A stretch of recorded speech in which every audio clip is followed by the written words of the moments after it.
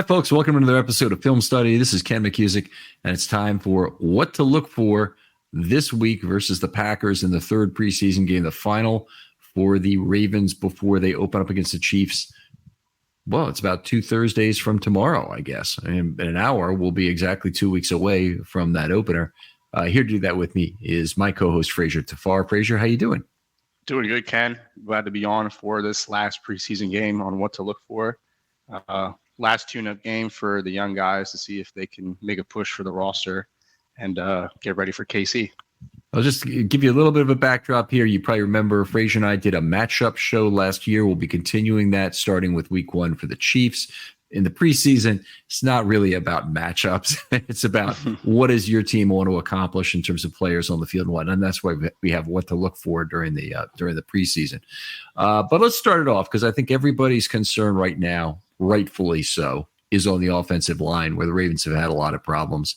I kind of look at this game with a number of players that I really would like to sit out that I think have earned starting roles already with their play. I'm not sure that this is the way it will play out, but I'll tell you how it started. I would be sitting McCary because whether he starts or not doesn't really matter. He's a critical backup. They can't afford to lose him. Shouldn't be playing in a preseason game like this. They have to play somebody. It's true, but it shouldn't be him. Ronnie Stanley, I certainly don't want to see him. Tyler Linderbaum's been out of practice forever, so he's not going to play. I'm 100% sure of that. And then the big one that I think a lot of people wouldn't have on their list is Ben Cleveland. Some people might want to see some snaps at right guard from him. I think he has won one of the guard spots. I'm not even sure which one at this point, but I think he's the best guard on the team that they have available. And I think he'll be playing at one or the other spot come opening night. And I think opening night. So I'm thinking the best thing is sit him for this game. Yep, 100%. And I think Cleveland is the harder one to sit because it seems like he just needs – if they were to put him at right guard this preseason game, I don't know what kind of indicator that is. Maybe they seem like they maybe made a mistake in forThe being the right guard if that's what happens coming up this preseason game. But we don't need to see Cleveland back at center. If anything, we just need to see him at right guard. So if he does sit, that's fine. If he plays, he should be at right guard. Go ahead. I'm just going to say, if he should be at right guard, he should be there first. So if he's whatever he does, if he plays at right guard, plays 2 series, 1 series, leaves, he's obviously the starter come opening night. And then forThe can have a lot of reps in this game to see if he can try and turn his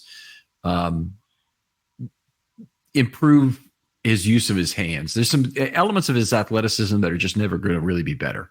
He's a plotter. He's extremely slow. There are elements of his game that in level 2 that are just probably not fixable because of that. But some of the things he really needs to do are to really initiate contact better. And I don't care if you can find one clip where he did it well. That is not a general strength of Daniel forThe. He does not use his hands well at all.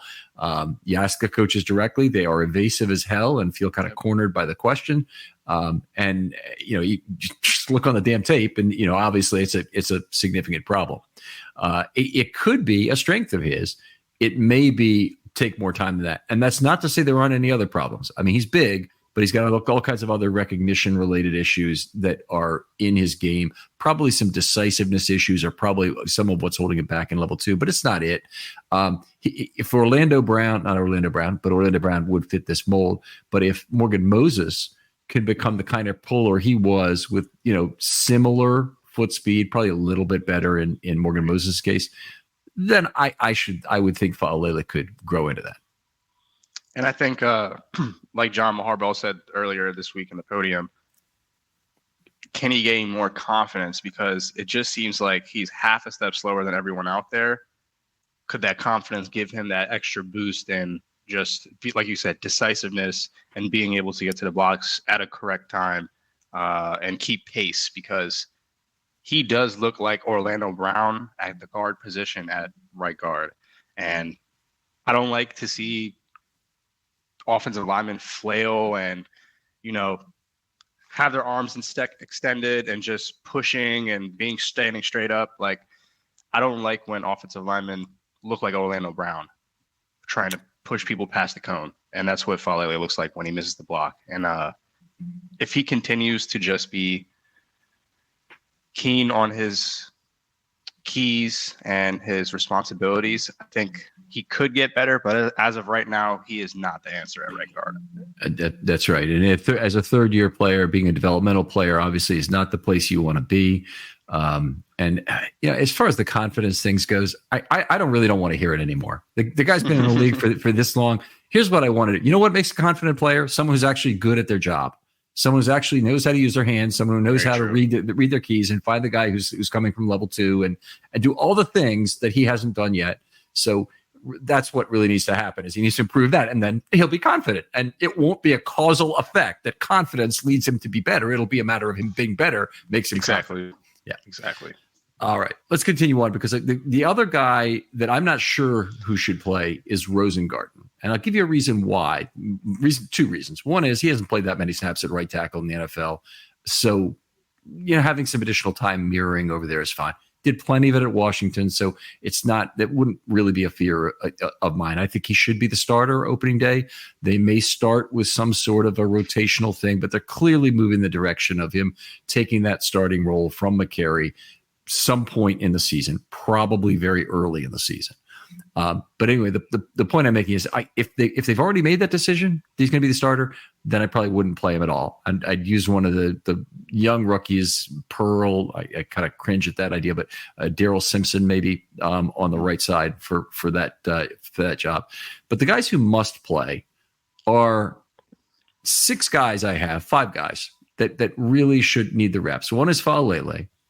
The other is Voorhees, because frankly, Voorhees and forThe, neither of them has played well enough to earn a guard spot so far. Yeah. And they both need the reps. Voorhees looks like he's a very competent. Yeah. I'd almost say polished as a run blocker. He's been there before. Yeah. Really knows what he's doing is in that regard. But he's just been overwhelmed as a pass blocker, and he needs more reps. And some of it is recognition, some of it is hand placement, some of it is other people getting that contact first because of that, and some of it is just he's not showing the anchor that he needs to have, which is a recovery component that he needs to be able to reset his feet after other people make first contact with him. All that is important. He needs additional reps, and so he should play this game, even though he likely the team is riding and dying with him come week 1. The other guys I really want to see are Manning, who's a backup guard. Bullock, I really want to see. He's came out of Maryland, and he's a guy who I think there is reason for hope for, along with Manning. Manning hasn't really played well this preseason, played very well last preseason. And then I want to see Jones. And the reason I want to see Jones on the left side again is for continuity purposes. I want Voorhees playing with somebody who's reasonably competent at that position. Jones so far has punched way above his weight class so far in this preseason. Yes, I like Jones a lot this preseason. He looked really good. For replacement left tackle, he looks really good. To your point about the rotation, I kind of want to break this logistic down with you. If we were to go back to that, I think the right side of the line would be the candidate for a rotation. Could we see rotation at right guard and right tackle at the beginning of the year? It's possible. I don't think it's wise. Yeah. Because I don't think Voorhees has really earned the job, and I'm guessing they're not giving it to Cleveland. No, right guard, right tackle. I understand what you're saying. The question is, where have they decided that Ben Cleveland's going to play? If Ben Cleveland, they're saying, Voorhees isn't ready, and they're giving the job to Cleveland. I just don't think that's the way they're going. I think they're going to give the job to Voorhees and probably to Cleveland at right guard. And once you have that combination, I think you've got the Ravens' best too. I think that forThe is kind of on the outside looking in. He'll probably get a chance at some point this year to show what he's got, show how it's coming along, because hey, linemen get hurt. But I wouldn't do it via rotation. I really wouldn't. I don't think it's serves a purpose at this point. And it could be. There's so many deep-rooted things about this that I really have trouble understanding. I don't understand why Cleveland hasn't taken over at right guard and gotten some reps, basically with the first team in camp, which effectively has not happened.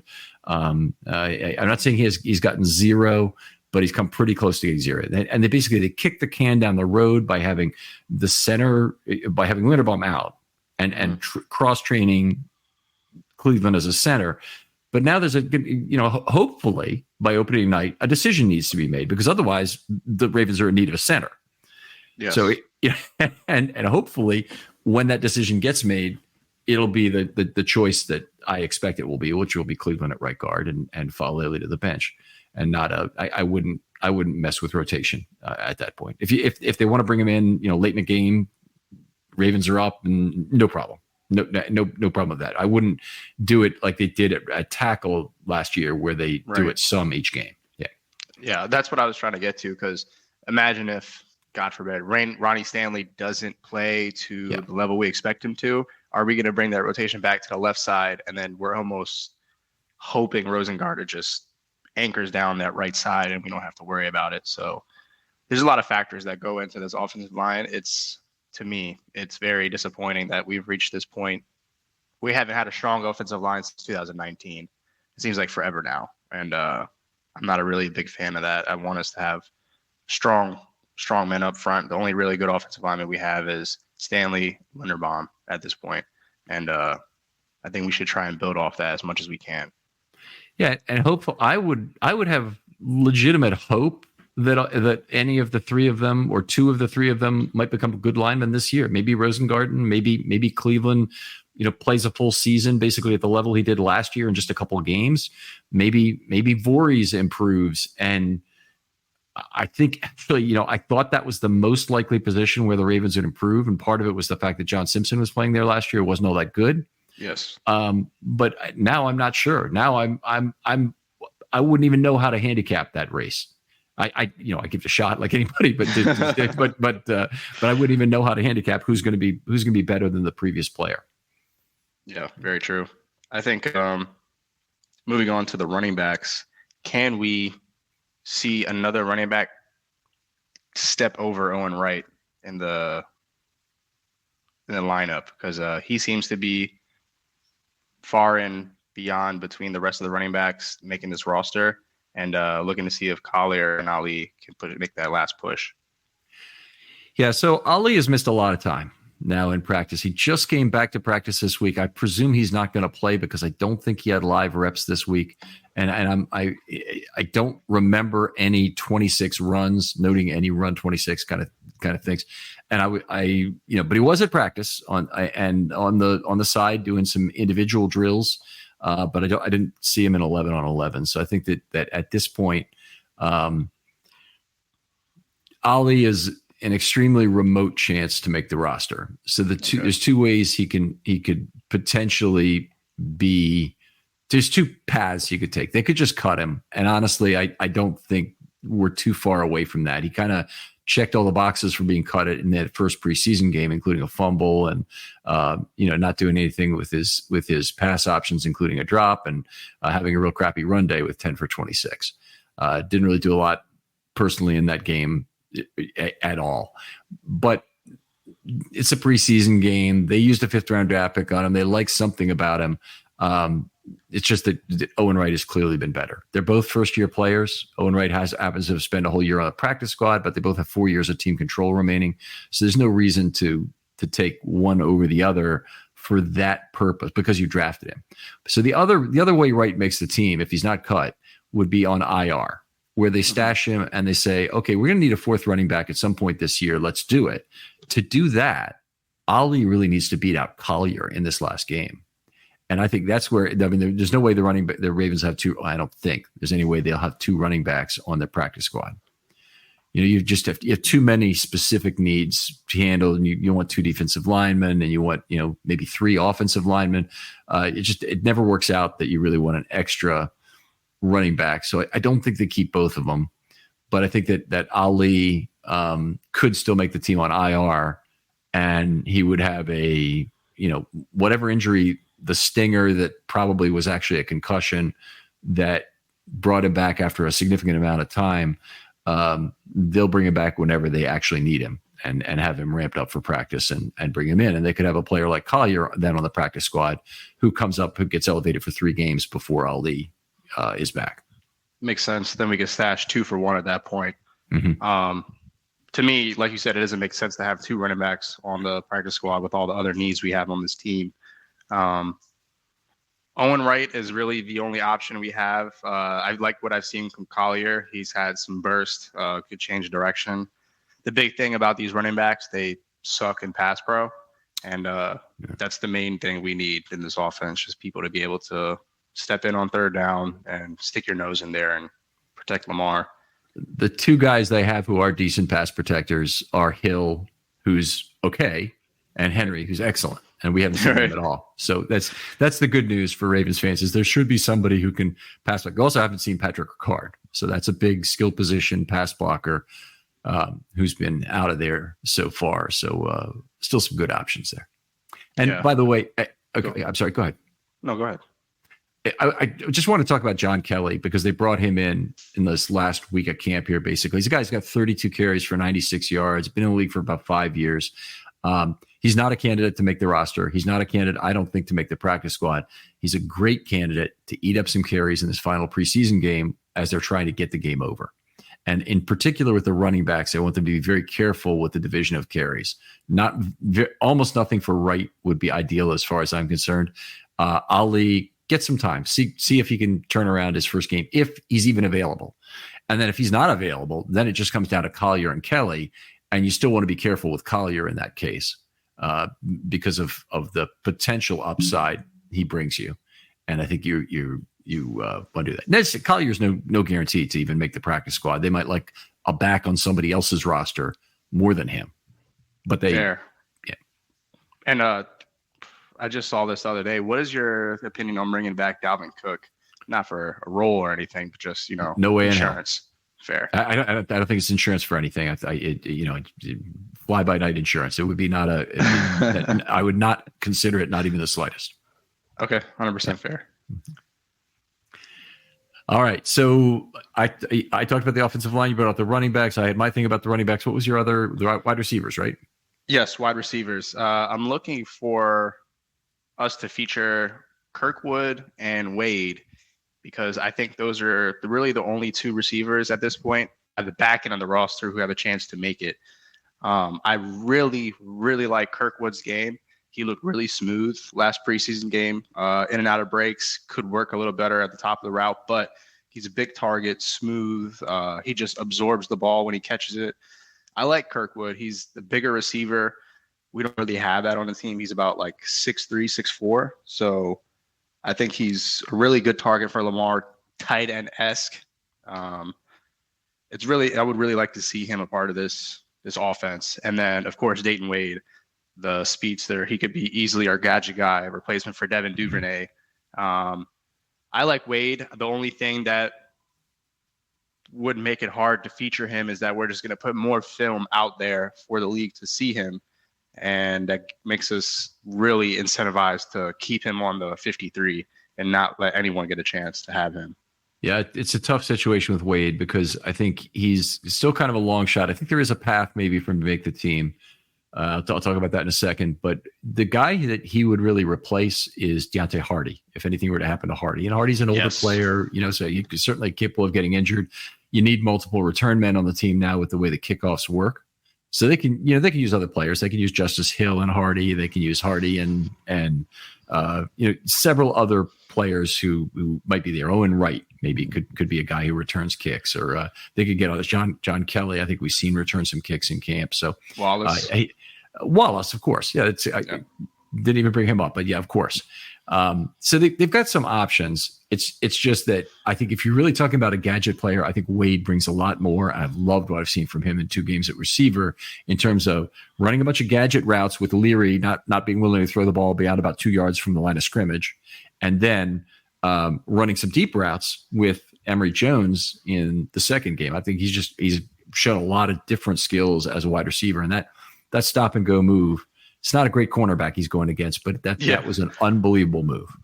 Yeah, great move by him. I think the issue is we could stash Hardy on IR just to get Wade on the initial roster, because he has hardly even played in the in training camp and practice lately. I think he hasn't been on.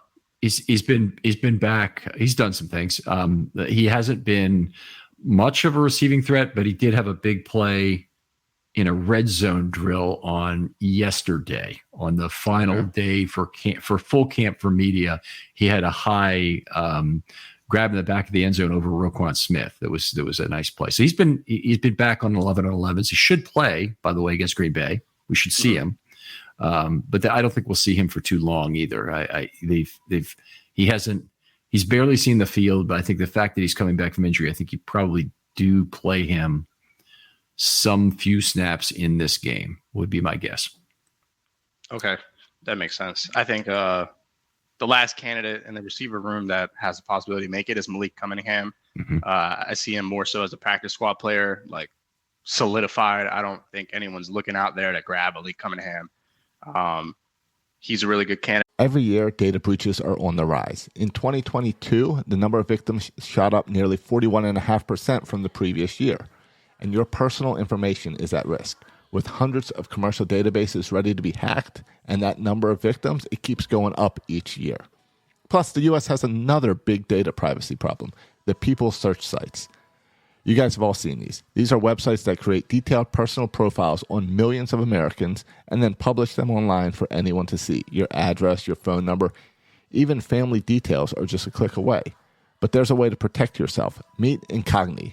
Incogni reaches out to data brokers on your behalf, requests the removal of your personal data, and handles any objections they may have. This means less stress for you and more peace of mind. With Incogni, you can safeguard your information from cyber criminals who steal social security numbers and other sensitive personal data to commit identity theft. Imagine the relief of knowing that your personal data is no longer easy prey for hackers. Incogni also protects you from data brokers selling your information to companies to target vulnerable and disadvantaged groups, exposing you to even more discrimination. These lists with titles like Tough Start, Young Single Parents, Rural, and Barely Making It can harm you both online and offline. Don't let your personal data fall into the wrong hands. Take control with Incogni today. Visit incogni.com/filmstudy and safeguard your privacy now. It's time to reclaim your digital security. That's Incogni/filmstudy. INCOGNI.com/filmstudy. Incogni, your shield in a digital world. I think Kirkwood could be a practice squad candidate, right? And no one can coach him. He's a fifth-year player, right?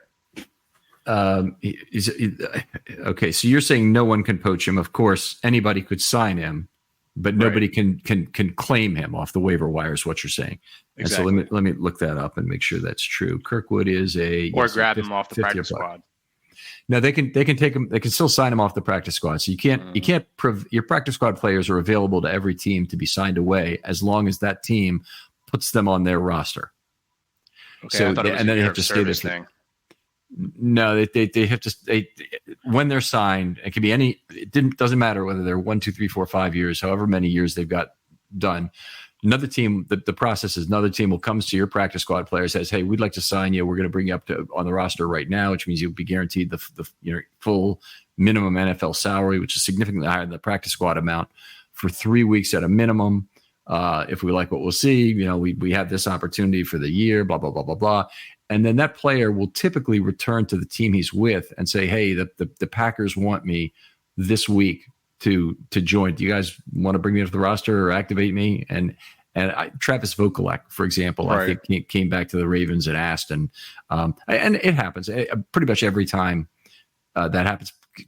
Most of the time, the player would like to stay put. Sometimes the opportunity is too good to pass up with a new team because somebody's gotten hurt. There's an opening that's gaping opening for a year that they know is going to be good. They just can't pass it up. Will Holden a few years ago was a left tackle for the Ravens who got signed off the practice squad into that sort of a situation. So I think it was Indianapolis at the time. Yeah, I think he moved to right guard for a game too. Right tackle for a game. Regardless, I want to see these receivers be able to put on a show for the last preseason game because the offensive firepower has been lacking, to say the least, especially through the air. Obviously, Johnson had the perfect perfect passer rating last week, and then Emory Jones with a good performance. But consistent throws down the field, can we get the 10 to 20 yard completions going rather than short stuff? Yeah, Johnson had some of that. Emory Jones had one or so, but Leary is the guy who's really missing those connections. And Leary, the problem is bigger than not making the Ravens, because I think he's going to be cut now. I don't think there's any demand for his services or anything. He better get some good tape out there for the rest of the league to see that he can make mid-range throws. And just the last 24 seconds in the first half did not serve him well in terms of his hope for a NFL career that's going to be sustained. And you hate to pin it on a couple plays, but to throw the ball that far out of bounds when you had a clean pocket you were working with, there was time to wait, you had a timeout, you needed 10 yards for Tucker. Just too fast. Just too fast for him. Yeah. So let's move on to the defense. Moving on to the defense. I want to see the deployment of Ojabo, and I don't think Isaac is playing this week, just to see how long he's going to play, and also if he can give a breather to the younger offensive line, outside linebackers on the team. Yeah, I think the outside linebacker rotation is highly taxed in week 1, and I expect to see that happen again. I don't expect Ojabo to play a whole lot. He's done enough in the preseason that I think they want to basically get him off the field, get him healthy into week 1, and see what they can get out of him when he's the best hope at starting in week 1 of getting some real juice out of that outside linebacker group that we didn't expect. We hope we get it from Van Noy. We certainly hope we get it from Owe. We're almost expecting it too much, maybe from both of those two. But Ojabo is the other guy is just a situational pass rusher at this point in his career. That's what he'll be. And he's a guy who, I hope will really give him something. But I would say very few snaps this game, which takes us back to where we were, that they'll have Tavius Robinson for a little bit of the first half.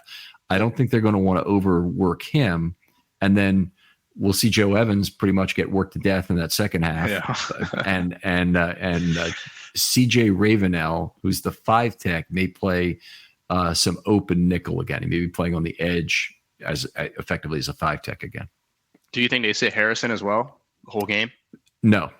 Okay. No, I think Harrison's too important. So, and too much of their versatility and special teams talent is tied up with him. I think he'll play 1 or 2 series at most. That's fair. I think he maybe could we see?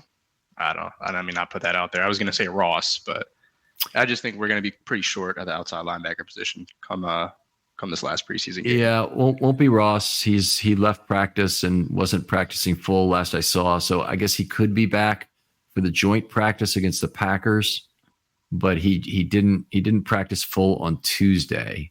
And they off day travel on Wednesday, and so he'd have to be in the joint practices on Thursday, I think, to play on Saturday. And in any case, he won't play outside linebacker. He played inside linebacker, where they're also shorthanded.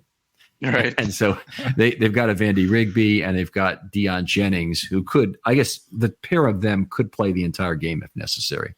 Vandy Rigby's been a fairly productive tackler, by the way, but it's just been all off ball. So it's been 14 tackles with 2 defensive wins in the preseason. Yeah, middle linebacker play has not been the best this preseason. We're missing our main guy, Roquan Smith, obviously.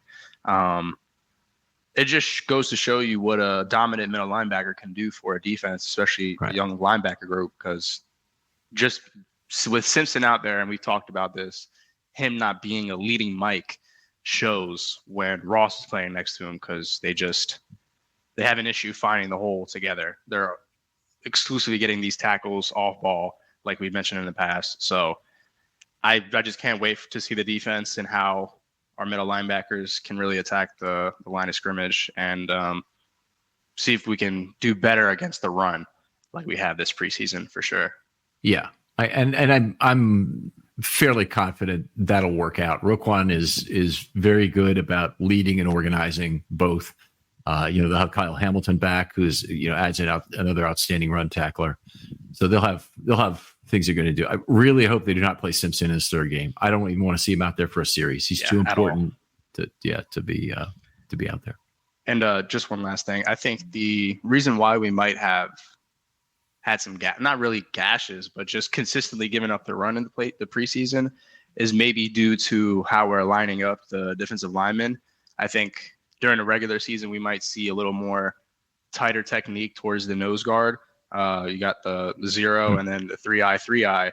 I think during the regular season, we'll see way more exotic fronts rather than just probably just head up on the guards and no one on the center. I think we'll continue to see different play up front and just stopping the run. So I think just the fact that we're in preseason, they were just giving it up to see what we could do in quote unquote base defense. Right. I think you're absolutely right. For one thing, that last game, they played nickel every single snap of the entire game, except for one snap of base on 1st and 3 from the 3-yard line on the game tying touchdown run. That was the only base snap they played the whole game. So they're not doing anything to change the package right now. Aura's got everything tightly under wraps in terms of what we'll see. And it's going to be fun to see against the Chiefs what kind of specialized packages and blitzes and whatnot they bring to the table, because I'm sure Aura's got some wrinkle to add to what McDonald showed us last year. Maybe they'll bring Wiggins off the edge. Really surprises. All right. I want to talk about the cornerbacks, because I think on defense, that's really the play that the place that things need to be determined. And they're fairly well set down the depth chart at their outside corner position. But I want to talk about what's still left in the air. And then I also want to talk about the slot. So on the outside corner, the big three, including Wiggins, have already made it.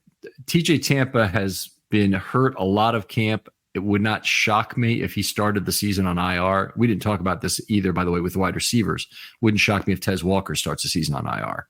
Ravens arrange for themselves for a midseason replacement. Yes. And then they bring him in when they really need him later in the season. I could definitely see that for Tez. That was the main reason how I envisioned him making a roster in the initial 53, because he hasn't played.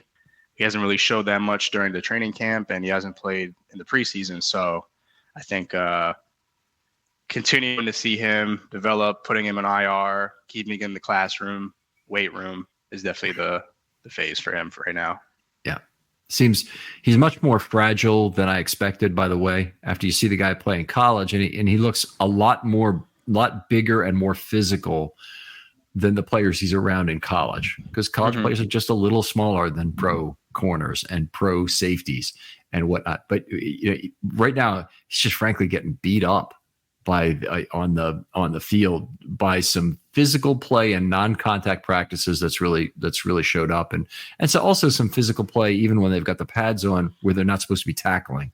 He's been hit a few times, and it's been unfortunate to see, but now he's got some sort of rib cage injury he's dealing with, and we'll see how that plays out. But let's get back to corner. Sorry. So what you're saying is his 4.36 speed makes sense because he's so scrawny and so small. Well, he just looks a little smaller than I thought he would be after watching him in school. He looks bigger relative to college players than he does relative to pro players. Got it. All right. So at corner on the outside, they have to make some decisions. So TJ Tampa might have to start the season on IR, and this is already not looking good for the number of players that they want to start the season on IR here, but he's just back at practice. I think he may play because he was in 11s the last on Tuesday. Gave up a couple of touchdowns on consecutive plays to Lamar Jackson. It was from the 5-yard line or so, but they're still back of the end zone. Got beat twice. I still think he's the 4th cornerback on this team and not the 5th. But it wouldn't bother me if somebody said somebody's ahead of him. What would bother me is automatically saying it's JAD. And I think JAD should be still fighting for his job here. And there's other guys that played well. Holman had a really big day on Tuesday. He had an interception in the end zone. He had 2 blocked field goals using soccer balls. By the way, it was kind of a funny drill. And the other guy who's played fantastic and is almost demanding a spot is Bump Cooper. So if somebody starts the year on IR like Tampa, it might create an opportunity for a player like Cooper, who can play slot or outside, to be on the roster. I think he's certainly played well enough to deserve it. He's had 5 targets this preseason, only 0 completions allowed, and 1 pass defense in that group. So you can't do a lot better than that. And they're going to have to sort out that. sometimes, you sometimes like tell yourself, well, this rep is going to be the one that really, I'm going to make my decision based on this rep because I'm right on the fence right now. This bullshit to do that. It's complete crap. And the people who are film guys who want to convince you of something by showing you one rep it's just something that you're not getting at the modeling component of it. Tell me how many hits per at bat. Tell me where he is. Baseball fans completely understand that. They don't go by the longest home run. They have mountains of statistics to work through for that thing. Football it seems to be more of a feel game, and people have visual memories, and they want to think about a play for a wide receiver, a cornerback, or whatever. But anyway, getting back to this, how does this apply to JAD? So the last game he was up against Dayton. Sorry, the last day of practice, he's up against Dayton Wade it was just, I think, a 1-on-1 drill. If it wasn't, it was a 7-on-7, but it wasn't 11s. And so already there's some understanding about what route might be coming. There's a lot of familiarity between the receiver. He doesn't have any other potential duties on the play. And JAD, the pass was up. It was a high trajectory, meaning an artillery shell coming in, very badly underthrown. He's about 5 inches taller than Dayton Wade, right? Dayton Wade's about 5'9". He's about 6'2". Right. And ball was tremendously underthrown. And JAD still, given an eon of relative time for a defensive back, could not find the ball in the air. That is absolutely his central weakness. But the problem I'm being a hypocrite with regard to my own criticism here, because I'm saying that he, that one rep can't decide it. The problem is it's always been that way for JAD. He's never been able to consistently find the ball in the air. He's just an incredibly frustrating cornerback in that regard, trying to play cornerback just by his ability to go step for step with the receiver. He's fast. He can do that. If he focuses entirely on the receiver, he might get lucky at the catch point, in terms of reading the receiver's hands. Wade just, adjusted to the underthrow, came back, caught the ball. The ball came in like a punt. I mean, it literally it came in like a punt, and he could not make any play on it. It's just, it looked absolutely horrible. So you're saying he never turned around for the ball. He's always just staring at Hardy. I mean, never found it in the air. He's tried to, he overran the play for starters, and then he couldn't find the ball. So, and there was time for both. There's time for him to overrun and come back and find it. So ugly. But anyway, JD is a third-year player. Cooper is a first-year player. That would be the reason Cooper would have an advantage. Holman, they just have to think he's better than JD, which they could if they're really looking at it and not looking at where they drafted JD. Exactly. Yeah. And I think so with that being said, do you think he plays the whole game? Well, not the whole game, but into the third? Probably not. I think, first of all, they probably are pretty close to a decision on where they want him. And I think that Holman played the whole game, by the way, last time. I don't think it necessarily means anything positive. Remember, he's played 64 snaps out of 68. They could do something like that again. But how they organize JAD, Cooper, and Mullen in this game, and Holman for that matter, will probably tell us something about what they really believe the roster is going to look like. The two guys who start are the two guys who I believe are really competing. First in, first out. Yeah. The first in, first out guys are really competing for the last roster spot. Makes sense. So maybe no Pepe. Pepe, I was talking about this. I want to talk about the slot separately because the Ravens have so many options there. So they still have was it on your list? Because you go ahead and introduce the topic if it was part of yours. Yeah, slot. I think I have Ardarius watching Pepe as really our guy for the regular season, ready to go. I don't see who the surprise backup slot would be to Pepe Williams. Do you have a little more insight to that? Well, I mean, I think Ardarius has been playing safety, but that doesn't mean I don't think the best position for him is slot corner. I think it probably is. I think he's probably the best passing down slot corner option the Ravens have other than Marlon Humphrey. Yes. And he you could have him as a backup of the position. He can make the roster entirely as a versatile player. Pepe's had some problems, but he's also made some good plays. A lot of what's been good for him in terms of highlights in this preseason has been pass rush. He's had a sack, I think a sack and a hit, or was it 2 sacks, I think. They have an actual sack both times. You might be right. Okay. I think you might be right. So is sack minus 10 in that first game. The second game, did they have a sack? They All played Atlanta. Well, either way. Yeah, either way. All his stuff has been on pass rush, yes. like you mentioned. Yeah, and he's had some problems in the end zone, and so have some other players. Bo Braid has had some problems in that respect, but could they just award him the starting job at slot? Sure, they could.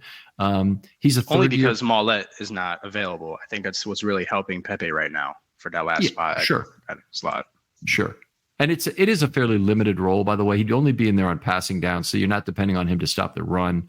Not much. But if he'd be on there 2nd and 10 and, 3rd and 5 or more probably, and they have Hamilton back at strong safety on those plays. But if it's an early down, they're going to want to have Hamilton in the slot. So that's a significant amount of playing time that he loses, I think, to what I expect will be where Hamilton plays. And that's fair. I think he. How often do we just go Stevens, Wiggins, Humphrey, and Hamilton, and none of the secondary guys being in the picture for big plays, like high leverage downs? Or would we have to bring in another? I'm sorry. How often would we go? Are you describing a big nickel here, or what are you describing? I missed something. Big nickel, Stevens? I think. Yes. Okay. Stevens, they wouldn't. Mm-hmm. Go ahead. Stevens, Humphrey, and Wiggins as our corners, and then you would have, oh my gosh, Marcus Williams and Hamilton on the back end. That would be the standard. That would be what I would expect to be the standard. And it could be Humphrey in the slot, or it could be Humphrey still playing on the outside, or it could be Humphrey and Wiggins rotating some, or even Stevens rotating some. But I think that's the more normal thing that I'm used to is Hamilton playing deep on obvious passing downs and really being the sticks defender. But if you, I think on earlier downs, they want Hamilton's playmaking close to the line of scrimmage, take away the strong side of the field, yada, yada. Yep. Makes sense. So we'll see how that plays out. But I just say to everybody that order of entry is what really will tell you what the Ravens are thinking. Not what they're saying, not that, we believe everything's great, at guard, at center, at, wherever. Order of entry is going to tell you what they're really thinking after the Green Bay game. Was there another topic on defense, or we hit both of yours? We hit both of mine. I had outside linebacker and corner. All right, fantastic. Sometimes we lose it because we have a good organic show, and we're not focused on the 1-2-1-2 kind of thought of this. But I really appreciate talking football with you always, Frazier. Tell folks where they can talk football with you online. You guys can reach me at Twitter/X at F_RAVE8. That's F_Rave8. All right. Outstanding. Other folks out there, if you'd like to be on a film study short, got a brief window of opportunity here before the first game and after this last preseason game. Love to hear from you. DMs are always open. You can talk about anything you want. Just hit me up and I'll get back to you very quickly. For Frazier Tafar, this is Ken McCusick saying goodbye, and we'll talk to you next week when we're actually talking about matchups.